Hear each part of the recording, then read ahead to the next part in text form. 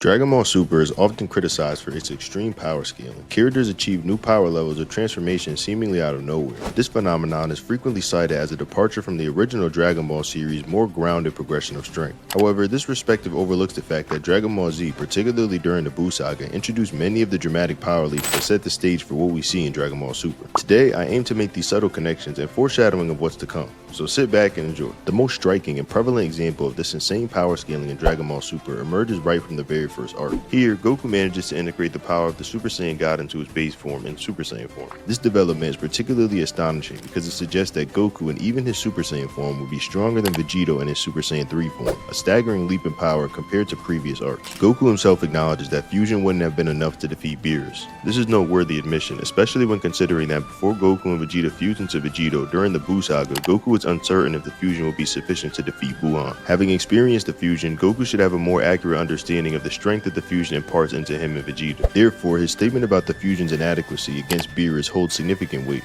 Additionally, later statements by Whis reinforce this, as he tells Vegeta that he could only achieve so much strength with his current training method. After just 6 months of training with Whis, Vegeta also surpasses the godly power level Goku achieved during his fight with Beerus. This implies that without divine intervention, both Goku and Vegeta would hit a ceiling in their power levels. Thus, the notion that the ritual Super Saiyan God form surpasses a hypothetical fusion form makes sense. Goku eventually absorbs this divine power into a Super Saiyan form, as stated by Beerus. This transformation essentially gives Goku an end of Dragon Ball Z-like power boost right from the start of Super. It can be quite mind-boggling to consider that Goku in his base form could now easily defeat Kid Buu, Buuhan, and practically every other major antagonist from Dragon Ball Z. However, this is the reality of power scaling in Dragon Ball Super. Interestingly, this isn't the first time we witness an incredible leap in Goku's power simply from being himself. A similar phenomenon occurs in the Buu saga when Goku and Vegeta find themselves in Majin Buu's body. At one point they encounter cloned versions of Gohan, Gotenks, and Piccolo, which are stated by the Daizenshu 7 to be equal in strength to their real counterparts. Remarkably, Goku in just his Super Saiyan form manages to defeat Ultimate Gohan, who at this stage is known to be at least on par with, if not stronger than, Super Saiyan 3 Goku from the previous arc. This means that somehow, while inside Buu, Goku was able to match his Super Saiyan 3 power level from his fight with Fat Buu,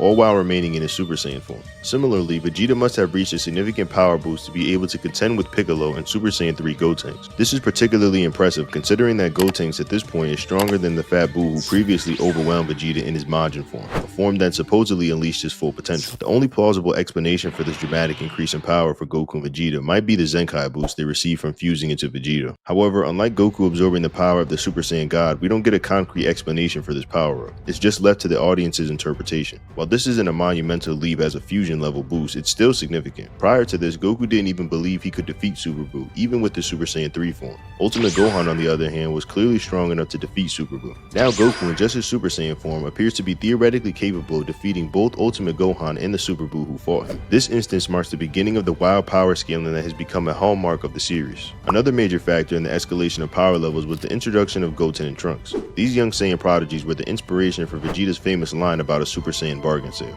From the moment they were introduced, they displayed the ability to transform into Super Saiyan at the tender ages of 7 and 8, showcasing their immense potential. However, the substantial jumps in power seen in Dragon Ball Super raise questions about whether these increases are earned.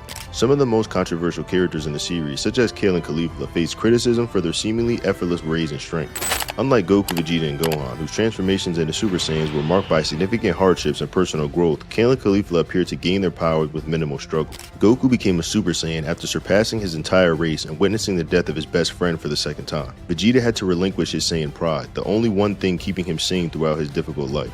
Gohan's transformation to Super Saiyan 2, more so than his initial transformation, was driven by the tragic death of an innocent android who had come to love and protect the world he was programmed to dominate. These transformations were all rooted in hardships and personal sacrifice. In contrast, Kale and Caulifla seemed to achieve their Super Saiyan forms without such significant challenges. Similarly, Goten and Trunks turned Super Saiyan at a very young age. And while their initial transformations are not shown in detail, it is implied that they did not undergo the same level of hardship as Goku, Vegeta, and Gohan. Despite this, they are generally accepted by fans, likely because they are children of Goku and Vegeta, and were introduced into the original series. Switching focus, another notable power jump involves the human characters, particularly during the Tournament of Power in Dragon Ball Super. Before this event, there was no indication that Master Roshi or Krillin had been training extensively. Yet within 48 hours of the tournament, Krillin managed to defeat Gohan in a brief sparring match using his Solar Flare x100 technique. Additionally, Krillin played a crucial role in saving Android 18 from elimination during the tournament. Master Roshi's power leap is arguably one of the most astonishing in the Dragon Ball series.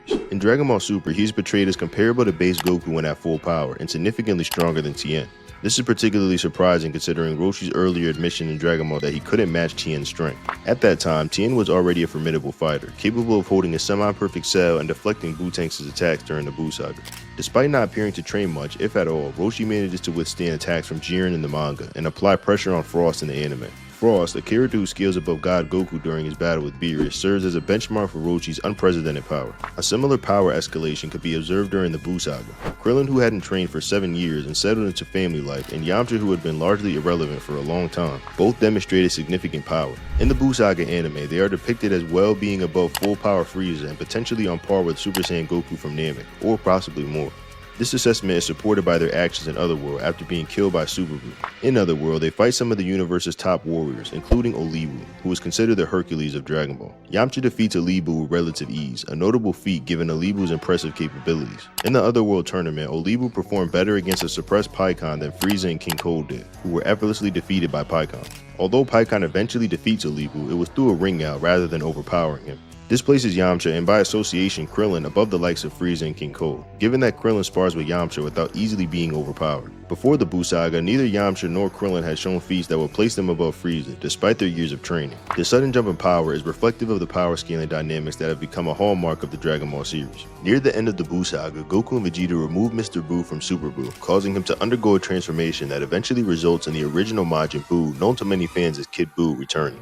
During this transformation, Goku mentions that Kid Buu's power is increasing instead of decreasing, leading many to believe that Kid Buu is stronger than Super Buu. Later, when Goku battles Kid Buu in his Super Saiyan 2 form, he comments that Kid Buu is on a completely different level than all the Buus up to this point. This statement is significant because it implies that Kid Buu is above the likes of Buuhan, who we know required a perfect fusion level fighter to combat him. This discussion, however, isn't just about the crazy power jump Kid Buu exhibits, it's more about Goku, as it seems like he had more power than previously thought.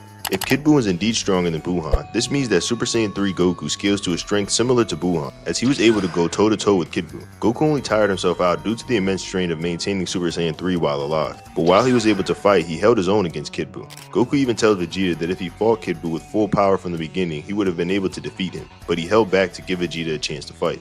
These comments from Goku are used to further the narrative that Kid Buu is stronger than Buuhan, which should also apply to Goku's statements. The logic behind Goku's insane power increase this time is quite a revelation. As mentioned before, Goku in just a Super Saiyan form was able to defeat Ultimate Gohan. However, Goku did this while being at 1/100th of his actual size. But regardless, it's an important detail because his size in this instance is indicative of his strength. This means that Goku was much stronger than he was inside Buu, which could explain why he was theoretically able to defeat Kid Buu at full power in his Super Saiyan 3 form, and how he was able to go toe-to-toe with someone who should be stronger than Buuhan.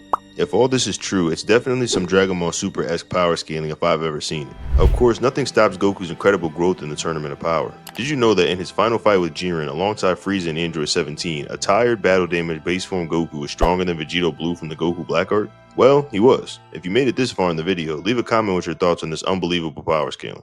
Now, there's definitely much more of this going on in Dragon Ball Super, however, but I thought it would be a pretty interesting video to draw these parallels together and just show people how crazy the scaling was at one point. If you enjoyed this video, be sure to let me know in the comment section down below. And until next time, Majin Birds. Oh, you're still there. Well, hello there. If you're still watching at this point in the video, it's for two possible reasons. Either A, you're a die-hard Majin Bird fan, or B, you're the type of person who likes to see things through to the end. Either way, you're my type of viewer, those I feel I can truly connect with. That said, let me tell you how things go down over here on Majin Bird. I love Dragon Ball, so you see me making all kinds of Dragon Ball content on this channel. This can range from what-if theories, explanations, and my personal takes. These different topics are sorted by thumbnail or title. If the video says what if, then that's what it is. Look for a thumbnail that looks like fan art. What Ifs will mainly be uploaded to the Patreon. There you'll find all kinds of what if theories very soon. I usually post episode 1 on the channel, but the continuation will be on Patreon. If the video title asks a question, it's usually a take of mine, me giving an opinion about a specific topic or idea. In videos with thumbnails like this, white border, or explanation videos, look there to learn something new or revisit older topics you enjoy hearing. Make sense so far? The last thing I want to tell you guys is about the official Discord, Dragon Ball HQ. Here, I'd like to build a wholesome community of Dragon Ball fans where we can discuss the miracle that is Dragon Ball. See you there.